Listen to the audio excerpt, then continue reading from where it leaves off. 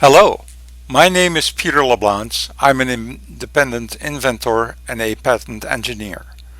Currently, I am Chief Patent Engineer of the company called Patent 35, a patent engineering firm that develops high-quality patent application specifications and claims.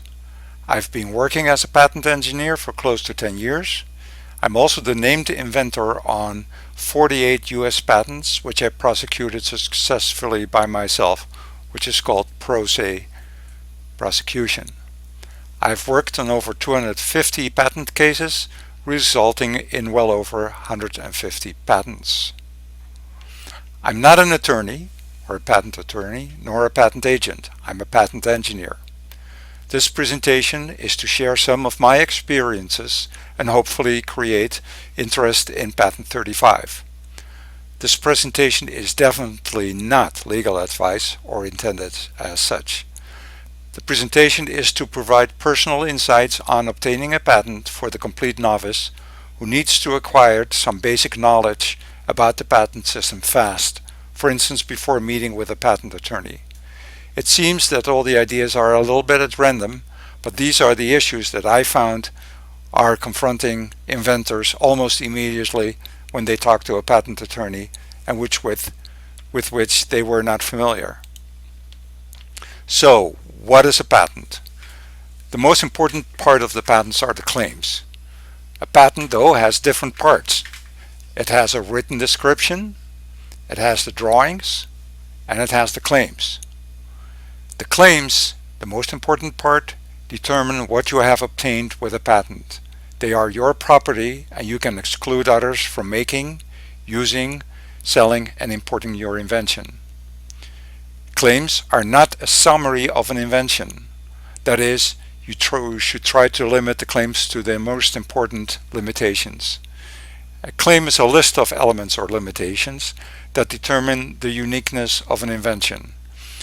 And while inventors, logically I would say almost, focus on the description of their invention, they seem to ignore the claims as being a technical, legal part of the patent that they should not focus on. This is wrong.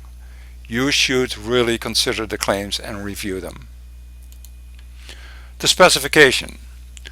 The specifications should support the claims. All elements that are claimed in a claim should be adequately described in the specification. This is a very important rule. It means that actually one of ordinary skill in the art should be able to make and use the invention, and that's not a simple task, as some cases in courts have shown. So you should really focus on that part also. Everything that is not claimed in the claims in a patent application or later applications for a continuation or what's called the continuation in part, but still is described in the specification, is donated to the public domain and is lost to you. The examination. Clearly it's not the case that you will just get a patent because somebody likes it. A patent application, including the claims, the specification, the drawings, and other parts, are examined by the US Patent and Trademark Office by a specialist who is called the examiner. The examination of the drawings and the specification focuses on compliance with formal requirements. For instance, if you use some formulas or equations in your specification, the examiner is not going to check if those are correct. The examiner is only checking if you meet the basic requirements of a specification. The claims are examined to determine if they are novel and non-obvious over prior art. That is, if they are not novel and they're known, or they are not obvious, you won't get a patent. In fact, you may get a rejection of your application. The claims may, and usually are, rejected if the examiner finds that one or more elements or limitations in the claims are known or considered obvious.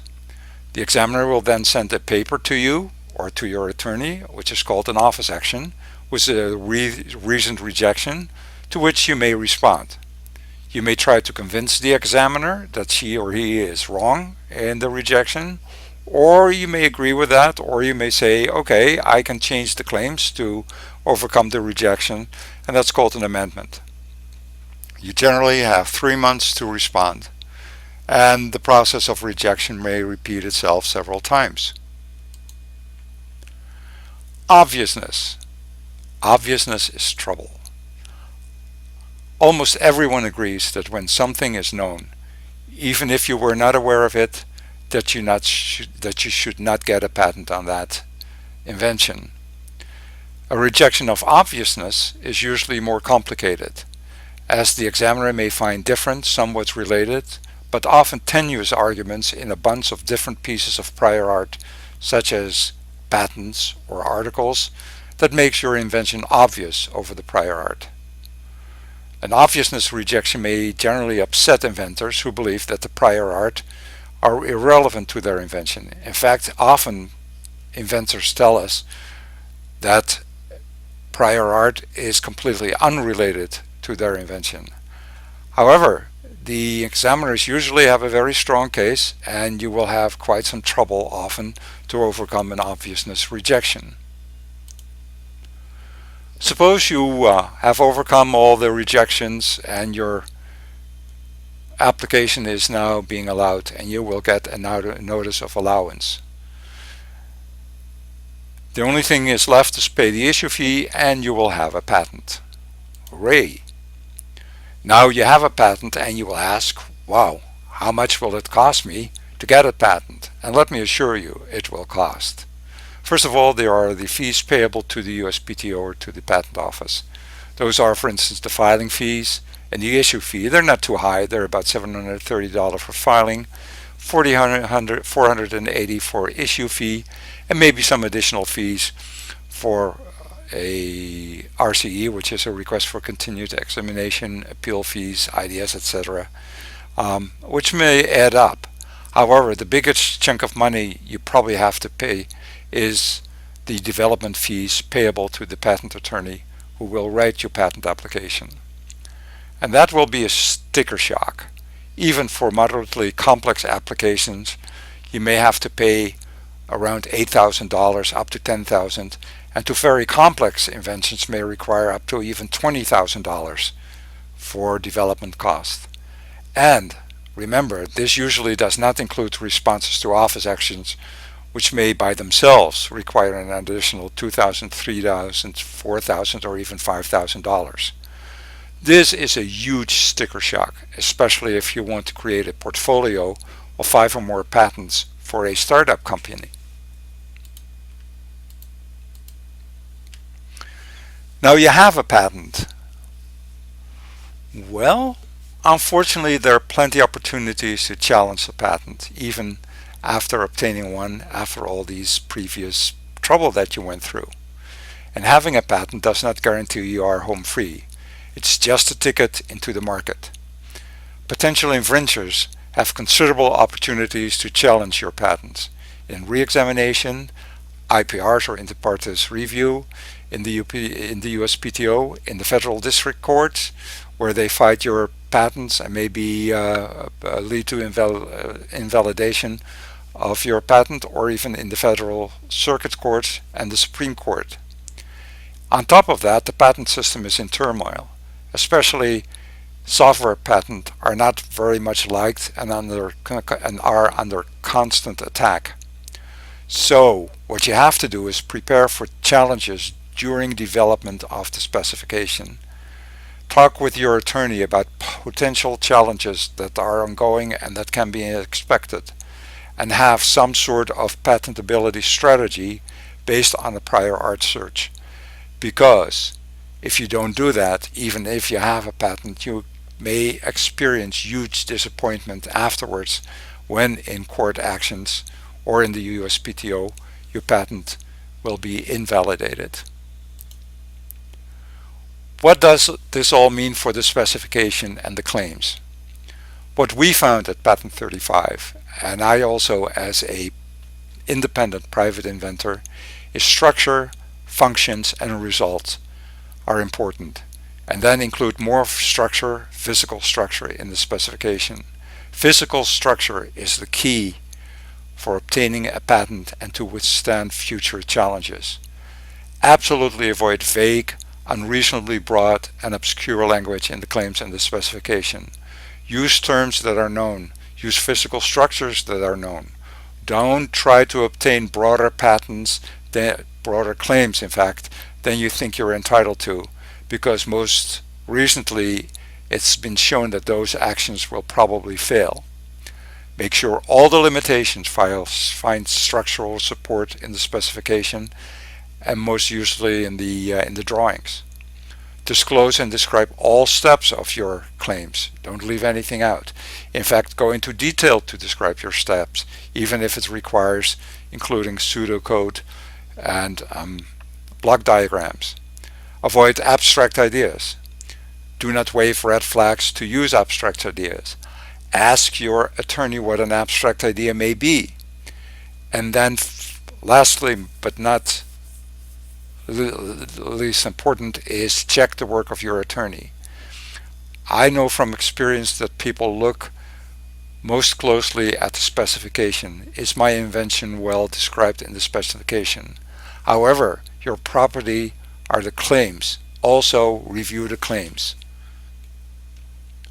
And so you have your own responsibilities in working with a service provider, be it Patent 35, a patent attorney, a patent agent. First of all, learn the basics of the US patent system. This presentation is merely a first small, very small step. What is a patent application? What is a patent? What is an office action? What is a rejection?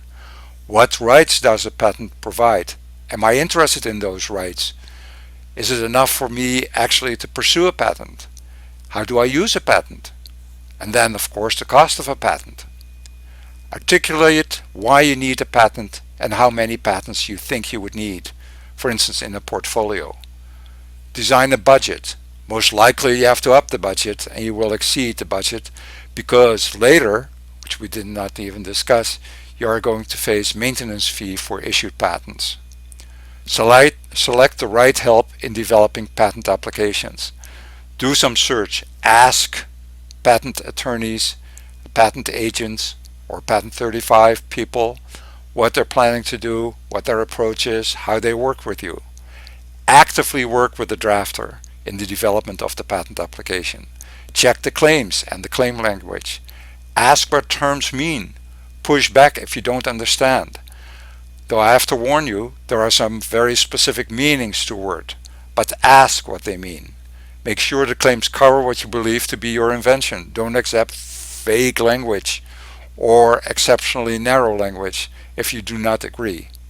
Every claim element is a limitation that is important. Make sure you understand it. And again, ask the explanation of terms. For instance, the term A, the article A, means one or more. Yes, really. It always upsets people. Well, this was a little bit an overview of the patent system. Maybe it didn't teach you too much, but it should give you a basis and maybe even motivates you to further search into what the patent system is all about. Now a little bit about Patent 35. We at Patent 35 consider the specification and claims to be largely an engineering document that should be developed and written by engineers and patent savant personnel. They may be reviewed and edited by legal experts, such as an attorney or a patent agent, but the heart of the specification could be written by engineers, and we do that for a price just below $5,000, which is very attractive, as you will find out if you look around. The review by a legal expert, maybe to tweak things, change wording, add wording, would probably take not more than 4 or 5 hours of an expert like an attorney or a patent agent, and probably should cost not more than $1,500. This means that with Patent 35 helping you, you could obtain a high quality application for $6,500 or less. Finally, I'd like to point out that there are huge changes going on in the US patent system. Patent 35 was founded to address specification developments based on these changes, so you may get some benefits to talk to us. We cannot address all these issues in this short introductory presentation, which was just made basically to mention some terms and familiarize you with only the very, very basic terms in the patent system.